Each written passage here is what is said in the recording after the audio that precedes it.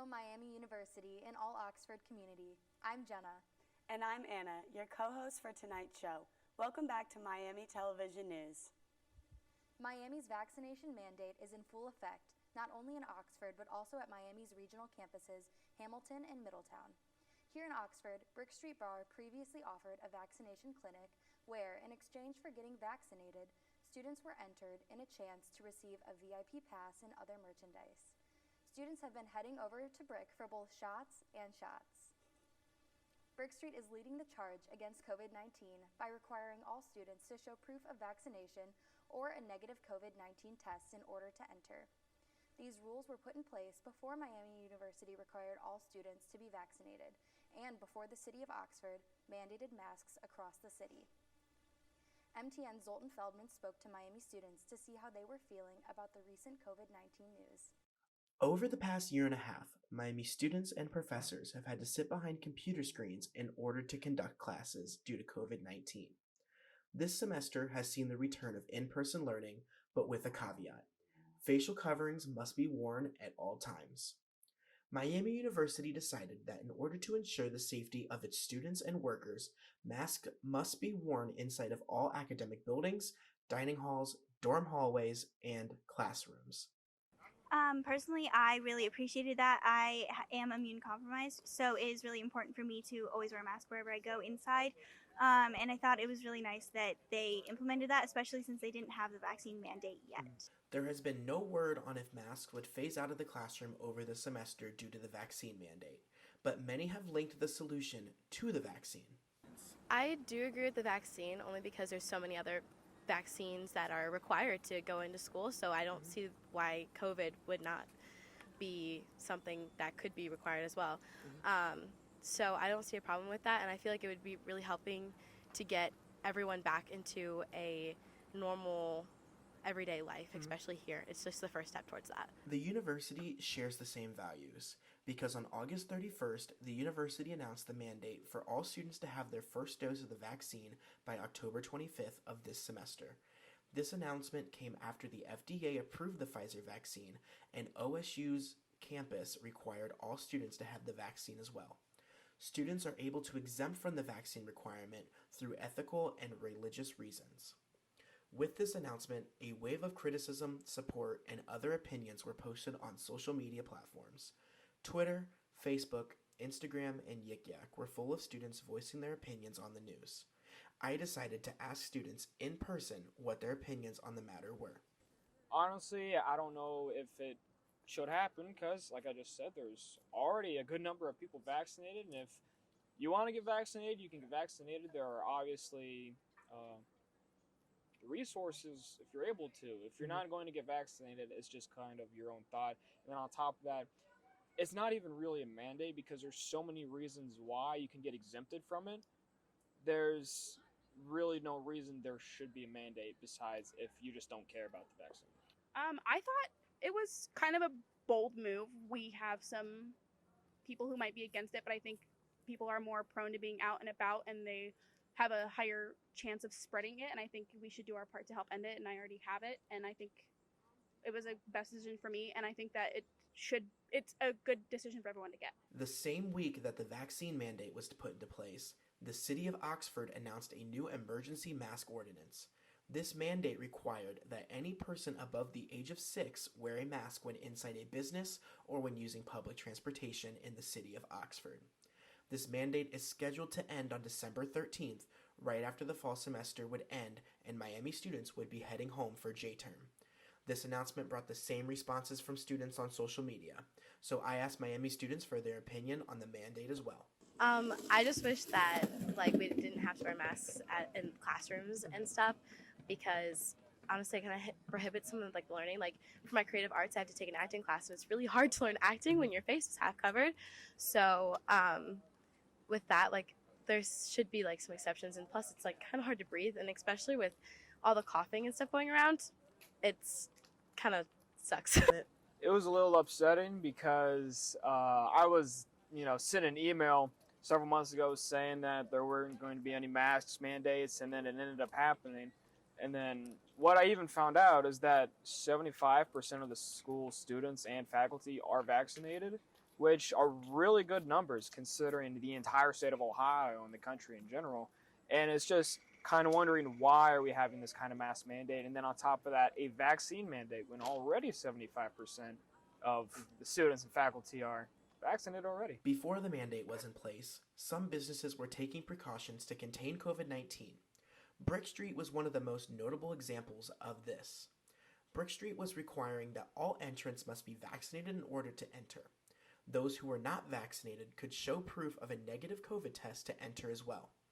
With the new ordinance, Brick Street's rules do not apply, and those who enter are required to wear a mask. I thought it was definitely like very progressive, especially for a small town in Ohio. But Brick Street is one of the most popular bars, and so usually they're seen before COVID. They would have a ton of people just everywhere and really close together. So I think that they were trying to protect their business, not only their business, but also their workers and the people who patroned their business. Yeah. So I think it was probably smart for them to do that. I think a lot of people have mixed views about it, but I personally don't oppose to it. Okay. Yeah. Okay. Yeah, I think that.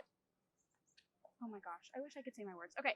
I think that it's definitely very progressive, and I think it's a step in the right direction, and it's smart to help protect people around in the community. And I think that it's a very frequently placed by students and people of the community. So I think it's a smart move, and yeah. Brick Street has continued to enforce its vaccine policy, requiring that all entrants either have a vaccination card or show proof of a negative test in order to enter. Brick even hosted its own vaccination clinic where they had 40 Miami students receive the first dose of the vaccine. Brick Street wishes that other businesses in the city of Oxford push the same vaccination requirements it has in place, as to try and return the uptown Oxford life back to normal. It's kind of an inconvenience, but I'm in reality, like, it doesn't. Honestly, I really don't care. Like, it doesn't even matter to me, because like, as long as I get to go in and dance and have fun, preferably maskless, and no matter like what guidelines. Yeah, that's pretty much it. I think that they should start to enhance their restrictions. I don't know if they should follow the same way. I think it's more of just how they are feeling, but I think they should start to move in that direction. Yes. I think the specific patrons of the different bars will end up following whatever belief system that they follow, and they'll go to the bars that allow them. And so I think that it's really up to the business owners at that point, and then it's up to the patrons to decide if they follow those ideologies and all that kind of stuff. This first semester back in person is not quite the same way of learning we were used to before the COVID-19 pandemic, and the mandates have put many students at a point of confusion. Most students seem to have the same opinion at the end of the day. All they want is their normal college lives to be back to normal. Couldn't find a parking spot this past weekend? Did you notice more people walking around uptown? Or that our football stadium was almost filled to the brim with Miami football fans? Well, this past weekend was Miami University's Family Weekend. The 2020 Family Weekend was canceled due to COVID-19, so the 2021 Family Weekend was bound to bring in more Miami families than ever before. This year, families could watch comedy magician David Anthony perform, attend a special concert performed by the Miami University Marching Band, go ice skating at Goggin, or attend a brunch and silent auction with special guest President Crawford. Miami University athletics continue to make some big headlines, and MTN's Stephen Pepper is here to catch you up on all things sports at Miami. Over to you, Stephen. Thank you, Anna. How fun was it last Saturday tailgating with parents? Almost as electrifying as the game.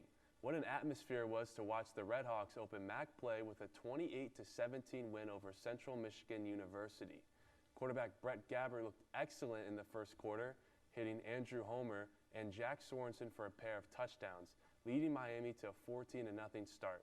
Gabbert did not return in the game after being injured late in the second, which is concerning. It is questionable he will start this weekend, according to head coach Chuck Martin. So, it was A.J. Mayer time in the second half. However, Central Michigan was not having anything with the backup in the third. After a second quarter touchdown plus a field goal in the third, CMU capitalized off a Mayer red zone interception with 7 points, which put them up 17-14. But Mayer did not crumble. The offense responded with back-to-back scoring drives. The Redhawks took the lead with a 23-yard dime from Mayer to Nate Mersch and made the game more comfortable with Sorensen recording his second receiving score of the afternoon. The Redhawks go on the road to Eastern Michigan University in hopes of picking up their second conference dub. Fans at home can stream the game on ESPN+. Again, this segment is not an ad for ESPN+. The boys are back on ice, which puts me in a good mood. The hockey team traded wins at Fair State University to launch their new season. On Saturday, the Redhawks defeated the Bulldogs 7-4. A little shaky start. The team entered the second period down 4-2, but played an excellent period which witnessed 4 goals. An additional score from Chase Bezek put the icing on the cake to capture the program's first season opener win since 2018. Unfortunately, the next day, the Redhawks were handed their first loss 4-3 from a shorthanded Bulldogs goal in overtime. In a press conference on Tuesday about the two contests, Captain Derek Deshek said, quote, "Obviously not the results we're looking for. We are looking for a sweep there, but I think our team showed a lot of resilience and made great strides," end quote. Congratulations to him for being named the National Collegiate Hockey Conference Defenseman of the Week and to forward Ryan Savage for the Miami Male Athlete of the Week honor. No events for the team this weekend, but next Friday and Saturday they travel out of conference to play at Michigan State University. The women's volleyball team hosted the University of Akron last Thursday and Friday and dropped both of them. Thursday night's 3-0 loss was highlighted by a pair of seniors. Gabby Harper tallied 10 kills and Jennifer Schultz had 21 assists. The following day was a close one. Despite the effort, the Redhawks fell 3-2. Harper again led the way with 16 kills. The team seeks to pick up their first MAC win on Friday when they face Western Michigan at Millette. Reminder, all home sporting events are free for students to attend with a swipe of their Miami ID. Do you smell that? It's the smell of basketball season around the corner, baby. Last week, both the men's and women's team held their first practice. In an interview with MiamiRedhawks.com, men's head coach Jack Owens shared his excitement for the upcoming season. When asked about the biggest things to get ready for before the schedule hits, Owens stated that the Redhawks have to build off what they did last season. Quote, "Continue to get better. We did a lot of good things offensively last year," end quote. I can't wait to watch some hoops this season. Quick headlines to wrap up sports today. The Miami Female Athlete of the Week honor went to Carmen Riano, who placed third out of 399 runners at the Live at the Lou Cross Country Classic. On the green, the Redhawks tied for 8th place at the Rich Harvest Farms Collegiate. The women's soccer team lost 2-1 at Buffalo, and the field hockey squad went 1-2 over the weekend. To note, sophomore field hockey striker Claudia Negrete Garcia was named MAC Offensive Player of the Week for the second time in a row for her 3 goals in 2 games against Ball State and Wake Forest. For more highlights and stats, check out MiamiRedhawks.com. Back to you, Anna. Thanks, Stephen. The minimum drinking age for alcohol has been 21 years old since 1984, and resident assistants have had to oversee underage drinking issues for some time.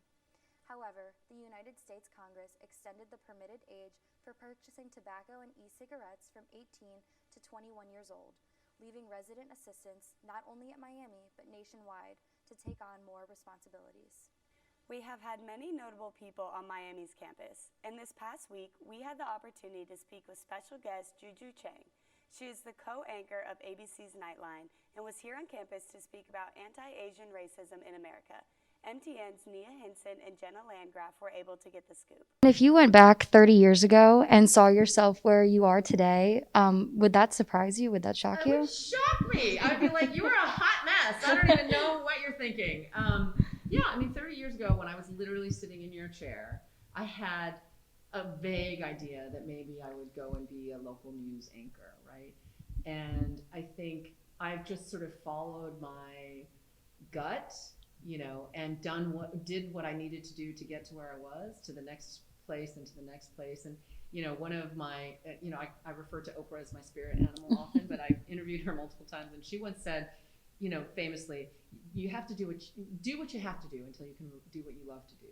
And I think I've managed to get to a place where I love what I do.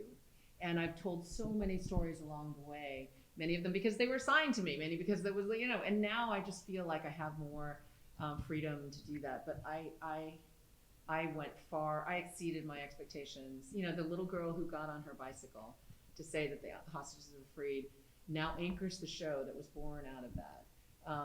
And the idea that 30 years ago you would have said, oh, you're going to be a network news anchor, or 30 years from now I'd be like, no way, no way. But sadly, some of that has to do with the fact that network television news has shrunk so much in that time. But there have always been very few of these chairs, and so they're still very rare. And I feel very lucky and privileged, honestly, to be able to tell these stories from the platform that's there. Thank you once again to Juju Chang for taking the time to chat with us. If you would like to see the full interview, you can find it on our YouTube page, Miami Television News, MTN. Gaslight Brewhouse will be opening a sister restaurant called Pickle and Pig. This prohibition-style eatery will be opening later this month and will be located next to Buffalo Wild Wings uptown. In other campus news, health and wellness has been a big concern at Miami over the past year and a half, with COVID-19 taking the majority of the attention. But this semester, students have had to worry about more than just COVID-19. There has been an influx of common colds and flus around campus as well. MTN's Mackenzie Knorr and Zoltan Feldman got the chance to take a closer look into the Miami University Student Health Center to find out how the health of Miami students has been so far this semester. During the 2020 fall semester, Miami University was at its peak of COVID-19 cases, where there were more than 300 active cases just this time last year. Fast forward to now, and there are less than 30 cases on campus. With about 80% of student population being vaccinated, COVID-19 has not been a main concern for many students. However, there has been a notable increase of common colds and illnesses going around campus. Fevers, strep throats, and other sicknesses have been plaguing dorms and classrooms since the semester began. MTN's Mackenzie Knorr and myself decided to reach out to the Student Health Center here on campus to see if they had any input on the situation. We were able to contact Beth Tanyan, the interim director of Miami Health Services. She told us that they have been seeing the typical and anticipated amount of colds and upper respiratory infection as any standard year. She then also added that they have quickly adjusted their staffing after the increased number of students on campus have been requesting visits at their health center, and then added an extra 45 to 60 visits each week by adding an infectious disease physician and an ER physician to their staffing. Miami University Student Health Services did not report that there was an increase of common colds on campus. However, students have continued to notice that many of their classmates have not been coming to class, assuming it's because of a medical reason. MTN's Mackenzie Knorr had the chance to interview freshman David Metzger, who was able to experience the Student Health Services firsthand. My symptoms were I had a sore throat, and obviously, like with COVID, you lose taste, and I looked it up, and I had symptoms more similar to strep than COVID. I think I had a really bad headache too, which is a strep symptom. I went in, and the building was pretty empty seeming, and when I went in, they said they were booked through the next week, so I wasn't able to get in. So I just took Dayquil and stuff for a few weeks and got better eventually. Right. Is there any piece of information you wish you would have known in regard to your health before coming to campus for the first time? In regard to the health services, I kind of wish I would have known it was a longer wait and stuff, so I would try and get my car up here so I'd be able to get to Minute Clinic at Kroger, but that's too far for a freshman. Biking there would take so long. The Student Health Center is a vital resource to anyone living on or off campus, but as we approach the flu season, and more specifically the colder winter months, it may be advised that students are equipped to handle the small colds themselves. Dayquil and stuff helps me a lot, so getting all that ibuprofen and all the things to help you get better, and staying away from sick people, probably the masks, it all helps. The Student Health Center will continue to do their best to help every student that comes to them. They also will continue to administrate the COVID-19 vaccine and will begin offering the flu shot as well. Any student that is feeling ill is advised not to go to class and wait until they feel physically better to begin interacting with Miami students once again. That's all we have for today. Thank you for tuning in to MTN. Look forward to even more news coverage in the weeks to come. I'm Anna. And I'm Jenna. Don't forget to follow us on social media at Miami MTN.